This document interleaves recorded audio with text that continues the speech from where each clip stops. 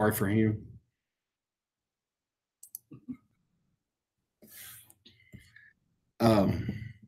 Dupree. That was his name. His last name was Dupree.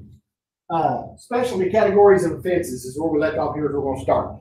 Now, this is just exceptionally important to all lawyers that are going to be in the future.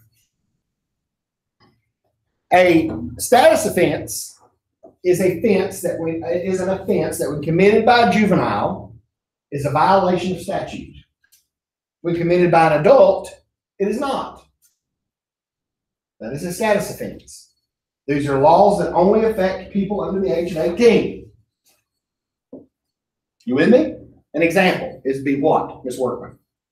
Underage drinking. Underage drinking. Curfew, yeah. Hanging out. We have a curfew in my town. Curfew. If you are under 16, you have to be in by 11 o'clock. Or maybe it's 17.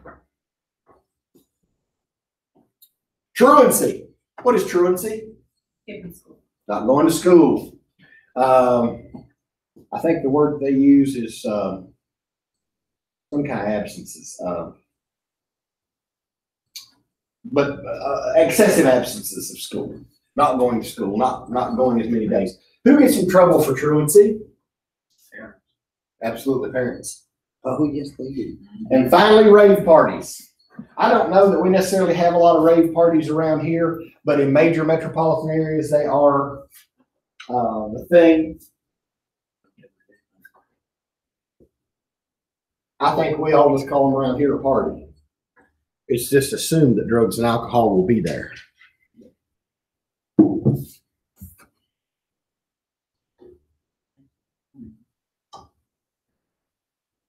Police officers when dealing with juveniles have a lot of discretion. There are a lot of alternatives. I used to know some of the older police officers that I worked with and dealt with would not formally charge a juvenile. They just would not. If there was any way out of it, they would not charge the kid. They call their parents, they take them home, they do whatever, but they just almost would never formally charge them because the charging apparatus and charging process and going to testify in court can be very trying in juvenile court. Juvenile court is different from general district court or what you all call magistrate court. In what way? How is juvenile court different than magistrate court? Yes, one major difference. No jury, is it? No jury in either one, necessarily. Magistrate can find you guilty of speeding or DUI or whatever. But the ruling process would be different, correct? As far as what you can charge a juvenile as opposed to an adult, unless they were being charged as an adult. No, you can charge them with the same code sections. The penalties may be different, but you can charge them with the same code section. If a 15-year-old boy breaks into a home, it's still be in the same code section. So that part of it, the sentencing probably would be a little different. Here's where I'm not doing a very good job expressing myself to the real difference, but here's what you need to know is the real difference. The real difference is juvenile court is a closed court. Oh, yes, I knew that too. Well, and I wasn't asking the right question, so. Because it's privacy. Privacy, private information to the juvenile, right? I can go into magistrate court and sit down and watch court all day long. It's open court. It's open to the public. You cannot walk into juvenile court and sit down and watch the proceedings. They just don't let that happen. What? It is closed. They can't. There's not any reporting of outcomes either. Penalties. It's not a public record. Right. It's not in public record. Officers oftentimes, the old heads will often tell them they're going to use street justice. And I have seen a little street justice. I've seen a officer call this boy's mommy and daddy, and they come up to the jail to pick him up, and the daddy was absolutely infuriated. And he said, son, if it wasn't for these police officers, if they wouldn't see me, I'd beat your honey right here. And my police officer buddy said, sir, the bathroom is right around that corner right there, and the door has a lock on it. He jerked that boy up and took him in there, and if he didn't ever more wail on him. And they come back out, and the boy was crying, and he said, thank you, sir, we'll see you soon. And they went right on out, and that was the last time we ever saw that boy. But I mean, he adjusted his clutches. And that's kind of the street justice they're talking about. Police discretion, you can give them a warning, turn them over to their parents. Charge, you can involve, they call it social agency, you can involve social services, child protective services, any of those others, and then formally charge them, in which they'll go to juvenile court. Now, could the street justice kind of fall under like the dirty Harry concept too? It does, it can. The worst deal I ever did, and this is not terrible, but I went to school with this kid. And he was about 3 years behind me, and I've known him since he was real little, right? I'm on patrol, I'm just getting started, and I go to a place where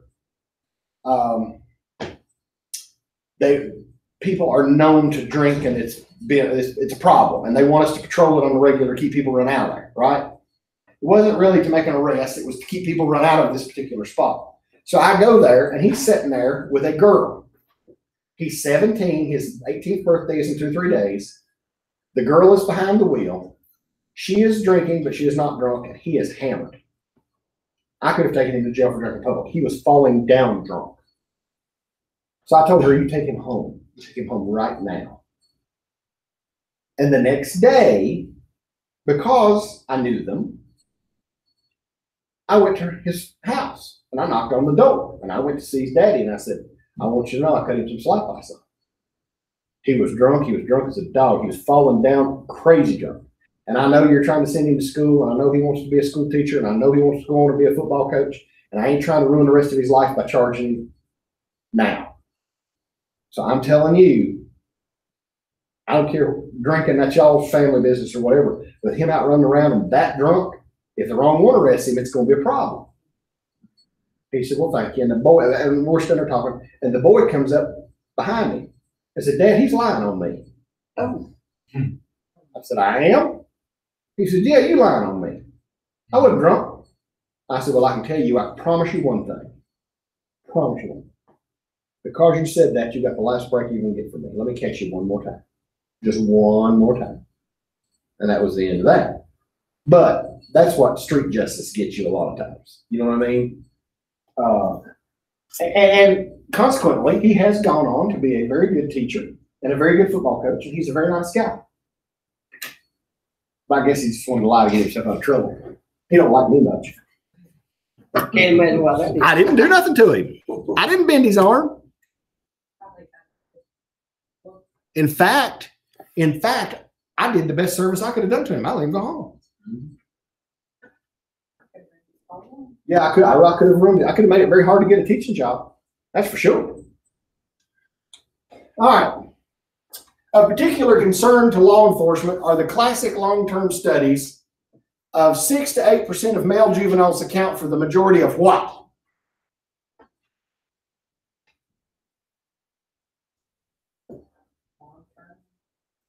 Long-term studies say that 6 to 8% of the male juveniles account for the majority of what? Don't look at it. I'm kidding. Violent Huh? Violent offenders. Y'all are on the right track. 6 to 8% of male juveniles account for the majority of crime in your jurisdiction. The same 6 to 8% account for about 98% of the crime in your jurisdiction. You have very few. You will have a pretty good kid once in a while who just makes a dumb decision.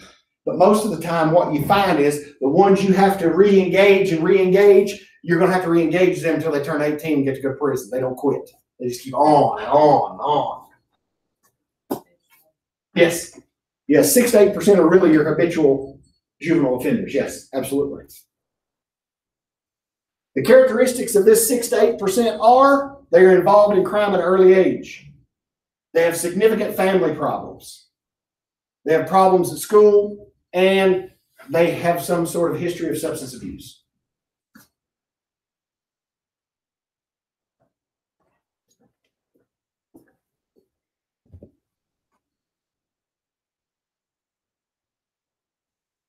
Legal precedents when dealing with youth. A child has the same legal rights as an adult, with the addition of what? Parents. Good, parents. with the addition of the parent aspect. You cannot ask them questions without having a parent or somebody from the court who's there to represent the best interest of the child to ask those questions. Now, if I encounter a child who is the witness to a murder, do I have to wait for his parents? I got one no. Any other no's? Do I have any yeses? Come on, y'all. What did she say? Did you say he's scaring me? Now I'm nervous. Oh. Yeah. I think it's. All right, I got another no. I got two no's. Do I have any yeses? Do I have any more no's? I think it's no. No, I got three no's. Ms. Workman, you are way overanalyzing this. Go ahead, just answer it. I think you still have to wait. Okay. Well, that's pretty good. We got a 3-2 split. The answer is you do not have to wait on a parent. Why do you not have to wait on the parent? Here, let's make sure that they understand why you don't have to wait. Because if you wait too long, You're right. It does change it, but that's not why you don't have to wait. Why do you not have to wait? They witness like a felony, like it's a major. Well, it is, but even at that, you said that in your first two words, you got the answer right because they were a Felony. witness. They're not a subject of your investigation. They're a witness. Oh, okay, yeah. You with me? That changes everything. Now, if they're a subject of your investigation, you have to have the parents there. But because they were a witness or a bystander and they're not being accused of anything, therefore they're not a subject, we can interview them without their parents. You with me? Make sense? Custody and detention is very fragile with juveniles. You can take a juvenile into custody just like you take a male into custody. But oftentimes the detention part does not happen. Unless it's a violent crime or unless there is a serious flight risk, most juveniles are returned to the home.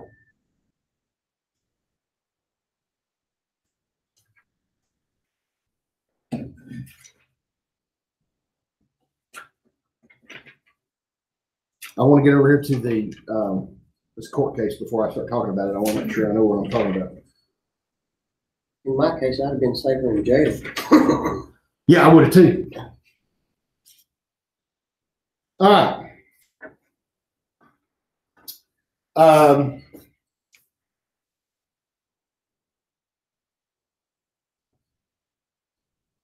Fingerprinting and photographing children.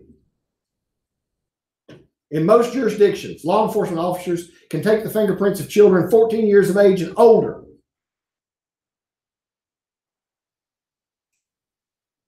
The fingerprints are to be removed from the file and destroyed if the youth is adjudicated not delinquent or when the child reaches the age of 21.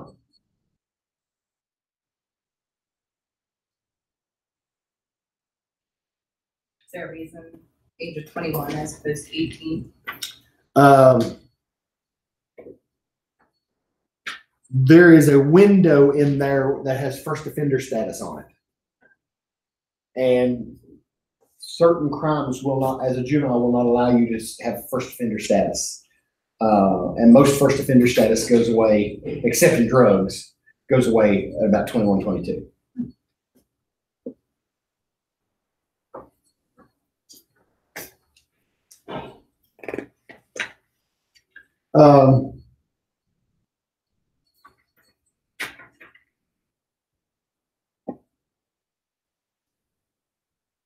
Law enforcement records and files concerning children should be kept separate from those of adults.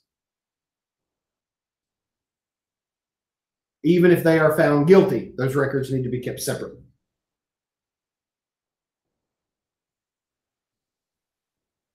Again, they're not open to the public. Juvenile records can be sealed. They are not. They are accessible by criminal justice agencies, but in certain instances, they can be sealed like adult records. They can be sealed if 2 years has elapsed from the charge. They can be sealed if the juvenile was never charged with a felony, if they were only guilty of misdemeanors.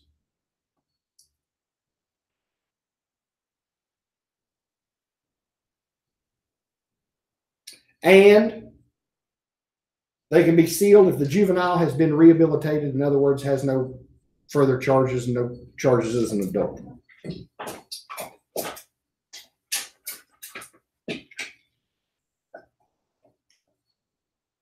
They be sealed if they like finish their,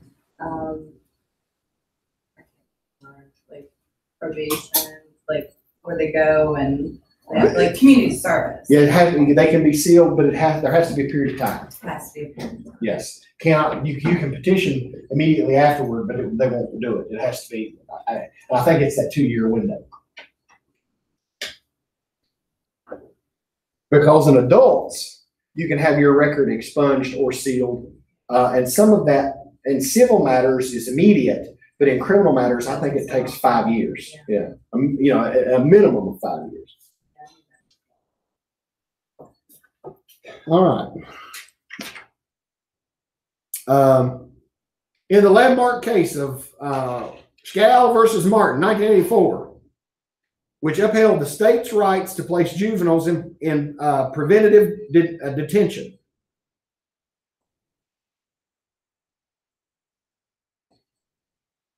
The U.S. Supreme Court cited 2 reasons for being able to hold a child in preventative detention.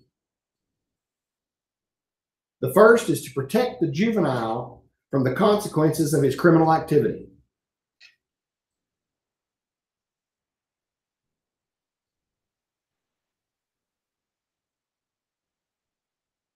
The second is to protect the juvenile, or excuse me, the second is to protect the public. I'm sorry. I was reading too long. The second is to protect the public. So the first reason we can detain a juvenile is to protect himself from his criminal behavior. The second is to protect the public. I had a encounter with a young man in Richlands who was 13 years old and in 9 days stole 6 cars. He was the best hot wiring machine I've ever seen. Of course, the cars were made different back then, but he could hot wire. He stole all those cars. Finally, they locked him up. It took them a long time to finally lock him up, but they locked him up to save him from his own criminal behavior.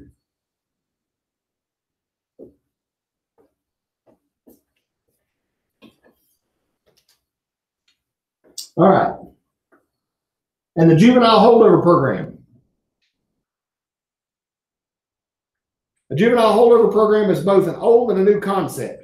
The old concept was the creativity of a law enforcement officer, social worker, or probation officer has always been called upon to decide what to do with the juvenile when it comes to the juvenile's safety.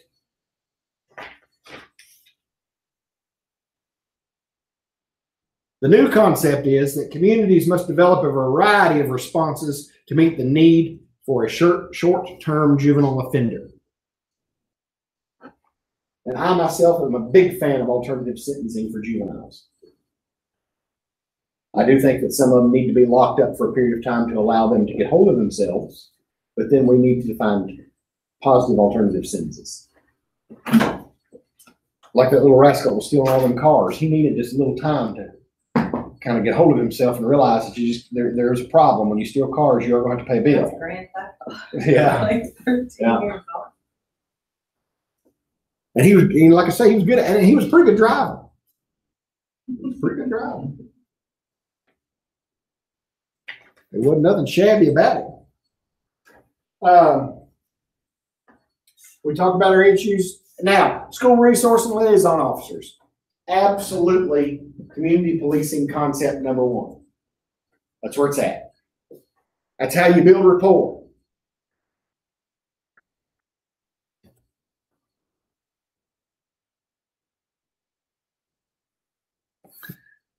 Again, fingerprinting and photographing children is kept separate from adult files and is discarded after a period of time, especially if they're adjudicated non-habitual offender or non-delinquent. Juvenile records may be sealed, and everything that goes on with the juvenile is not open to the public. So there are varied approaches with police departments aimed at youth. Aggressive enforcement, police eliminating truancy, and focusing on hot spots. What's a hot spot? Yeah, let's tone that back a little bit, think more about juveniles. May or may not be crime, but it may be these Hangouts. The mall. Yeah. hangouts. It may be it also may be some of these status offenses, right? It may not be, if it were adults, it wouldn't be a crime, but it may be a crime with status offenses.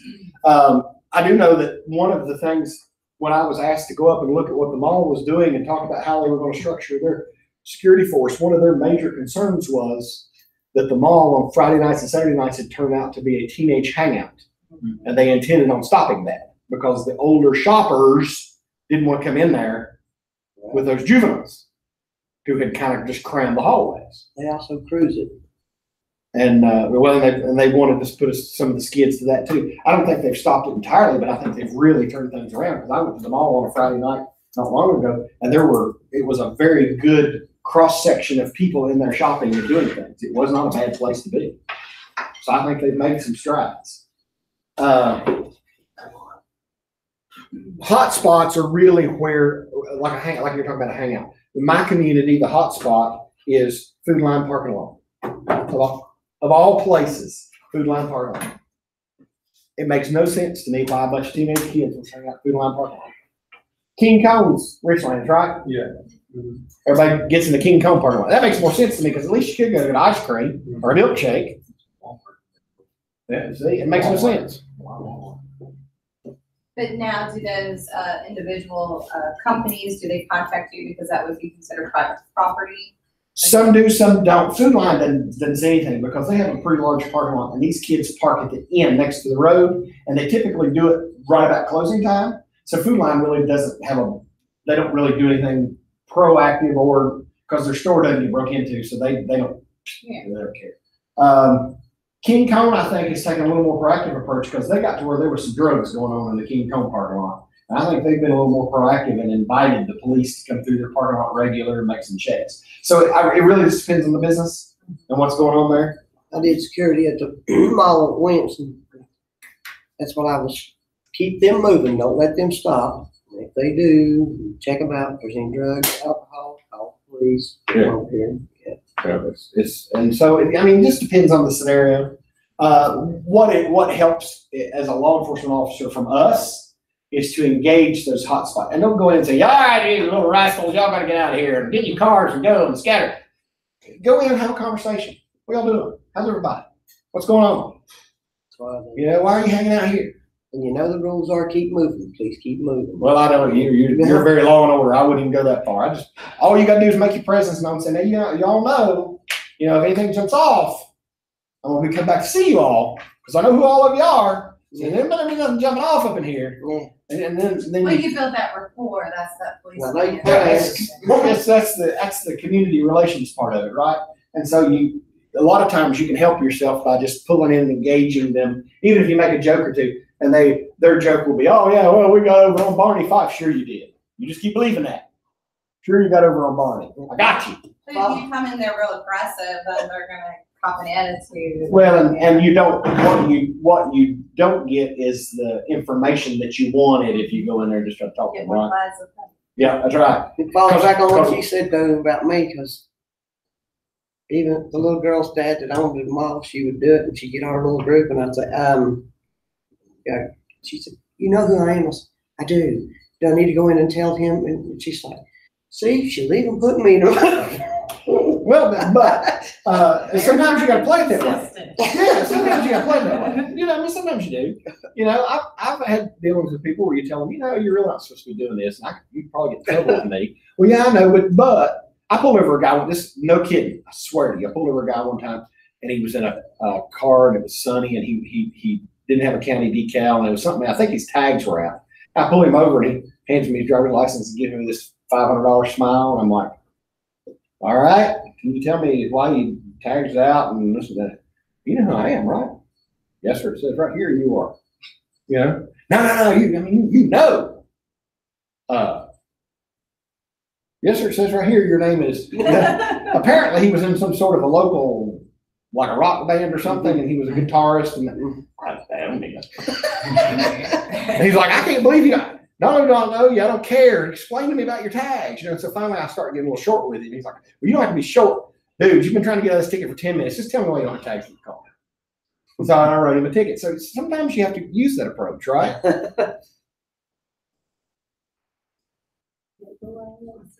Yeah, says right here what your name is. I got it. Referrals and diversion, again, community-based organizations, lessen the need for judicial programs and social service agencies. The real problem we've got with juveniles is delayed intervention.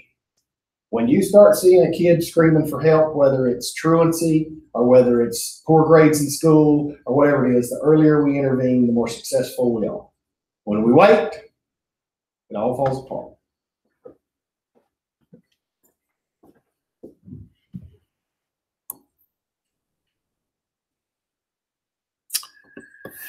Educational programs like DARE and GREAT. DARE's drug abuse, and GREAT is gang resistance education. I can't speak on GREAT much, but DARE is a complete and utter failure. It does not work. It sounds good, but it don't work.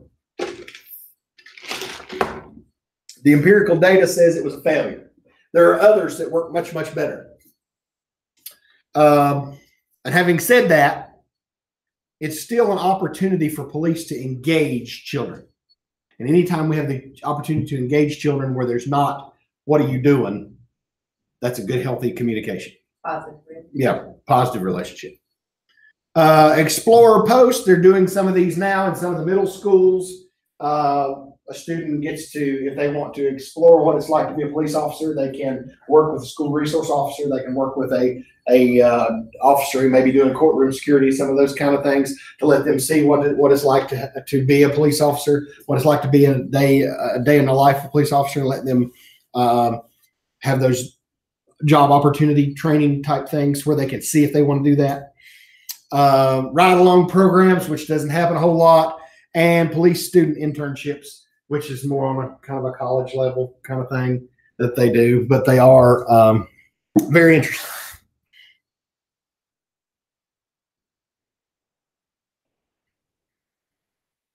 Law enforcement programs aimed at youth. Vary an approach. Police as mentors to youth in JUMP and OJJDP. Other programs such as SRO, McGruff the Crime Dog, and those new commercials for McGruff are funny as they can be. And the one that I think is the most is, or is the most, some of the most interesting is Big Brother, Big Sister. Those are generally pretty good. And I like the why activities that they do, the why type of where they give them a place to go after school, and then they challenge them. Not only do they have to do their homework, if they do their homework, then they can participate in certain physical activities like basketball or swimming or whatever. And so they're encouraging both intellectual and physical growth.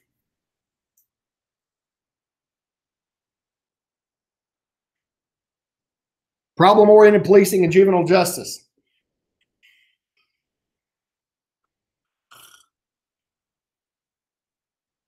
Problem-oriented policing, remember, is scanning, analysis, response, assessment, and the judge's commentary.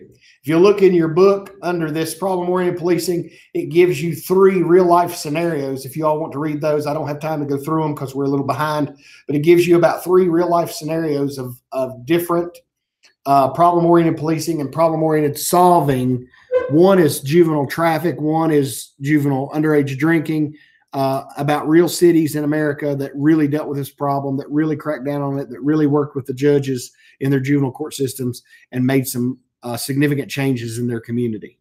They're good stories. I just don't have time to go through them right now, but they are very apropos, especially for you legal people who are going on to law school, because they're they really hone in on how creative you can be with alternative sentencing, right? Identify the problem and then go after the problem and then use some alternative sentencing techniques to get effective results. And that is chapter summary. Any questions? I think we'll quit there for today and start next chapter on Wednesday. Any questions, comments, observations?